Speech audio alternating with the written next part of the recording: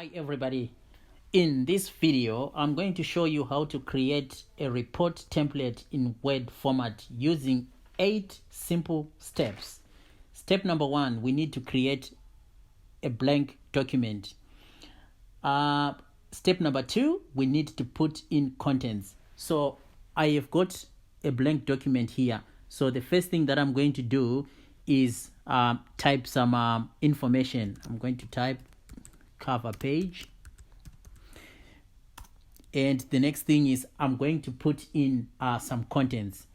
So I'm going to type in some contents. Here is what I prepared earlier.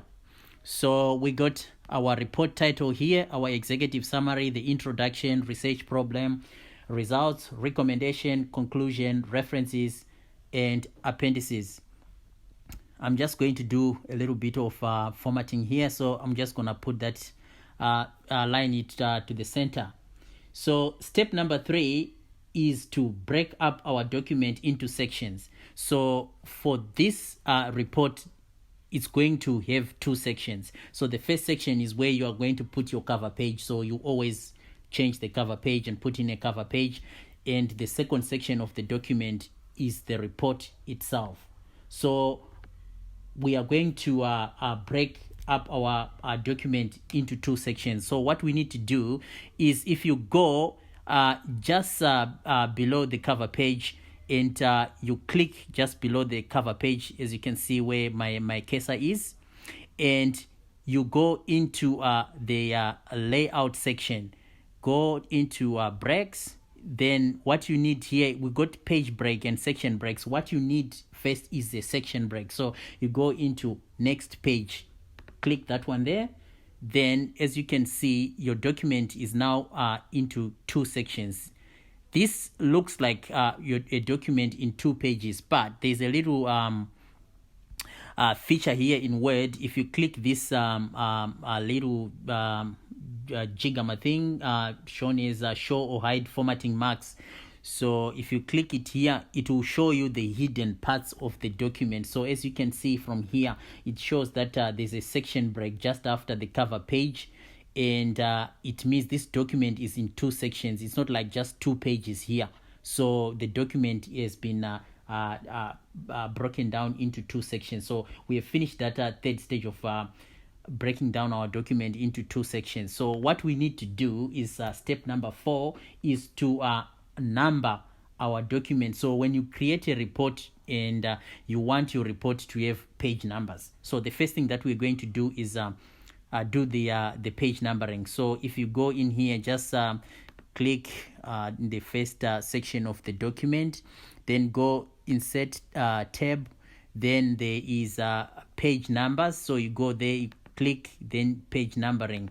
So when you click page numbering, this little box comes in, and it shows different things here. So bottom of the page at the footer, and alignment, you want your page number on the right bottom. So yeah, that's all right. So if you want it in the middle, that's your own preference. I prefer to leave it as it is. So it says show number on first page. You don't want that to happen, because this is going to be the first one. It's going to be your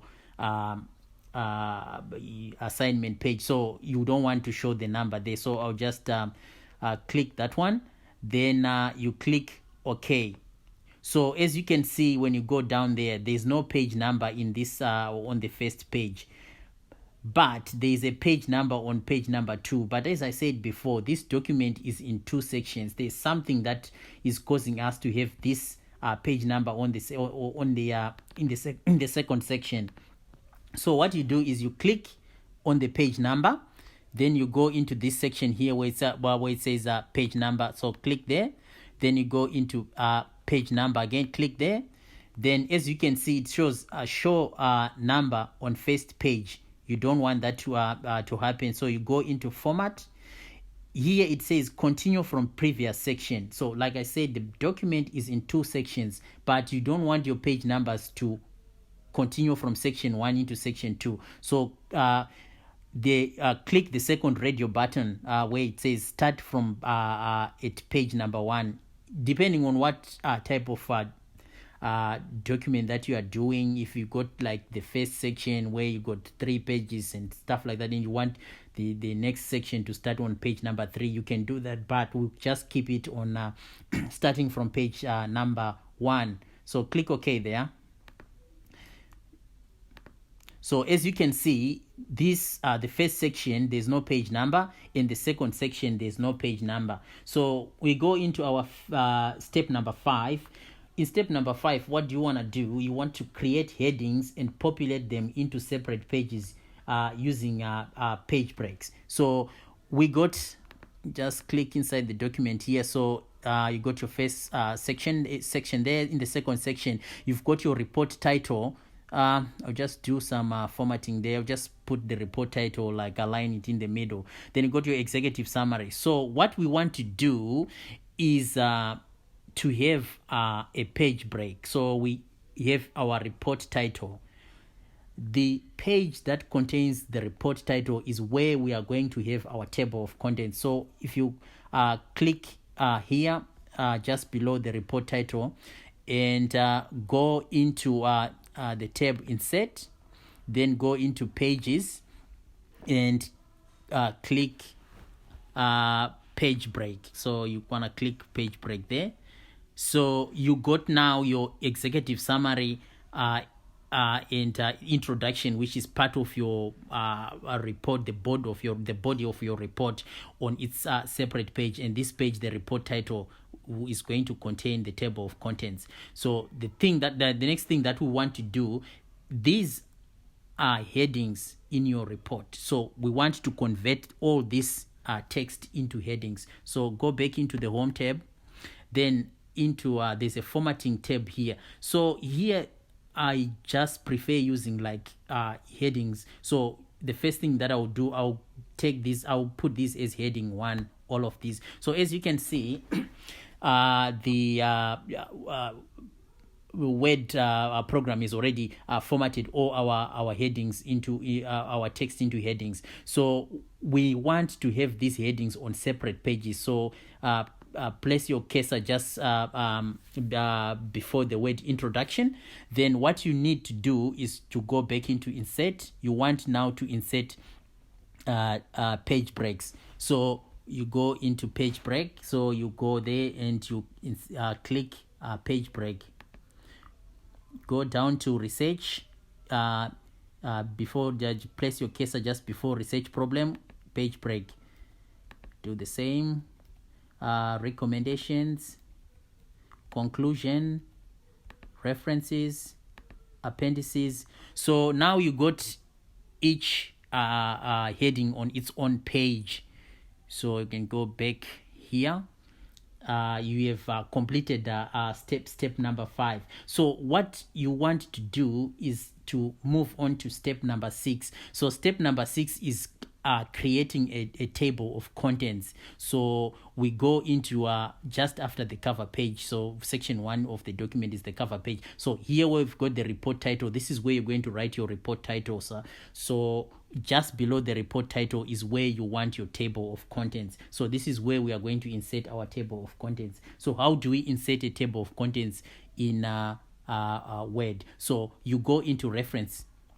Then there's this section here that says table of contents. So when you go into table of contents, so page Word has got different types of table of contents. So you can actually customize them if you want, but for me, I just prefer the classic, and I'm just going to use the classic for this example. Bang, I'll just put in a classic there. So as you can see, Word is just created a table of contents for us. So we got like our executive summary, our introduction, our research problem, results, and everything that appears there. The next thing, of course, is we just want to test if our table of contents is working. So this from the table of contents says our recommendations are on page number 6. So let's just click recommendations. It takes us to page recommendations. So yes, it's on page number 6 there. So we want to go back to our table of contents. So in our table of contents, we want to update our table of contents. So say we've got one section like say, let's just pick one there. So let's say research problem. So if we go into research problem, and let's say we have got under research problem, we've got maybe another subheading there, like let's say data collection or data collection, just depends where you are on this part of the planet. So on data collection, so this is going to be a subheading, data collection. So you remember initially when we were putting in our headings, research problem, it's heading number 1 here in this section. So when we formatted it as heading number 1, so I prefer to just go in data collection, then highlight data collection. It's going to be heading number 2 now, so I just click heading number 2. So Word will automatically format this. We go back to our table of contents. As you can see in the table of contents, the table of contents doesn't update automatically. We have to manually update it. So if you click a table of contents, there's a menu that comes here that says table of contents. Then there's a drop down menu. So just click that and click update table. So when you click update table, so there are 2 radio buttons. So update page numbers only, update entire table. So just click the update entire table radio button and click OK. So as you can see, data collection has just come up on page number 4 as a subheading under research problem. So if we go into a research problem, you can see that there's research problem there and there's data collection. And if we go back to our table of contents, say we want to add something under data collection, then we can go down here and say how did we collect our data. So say we used say postal services. Then we also used say face to face,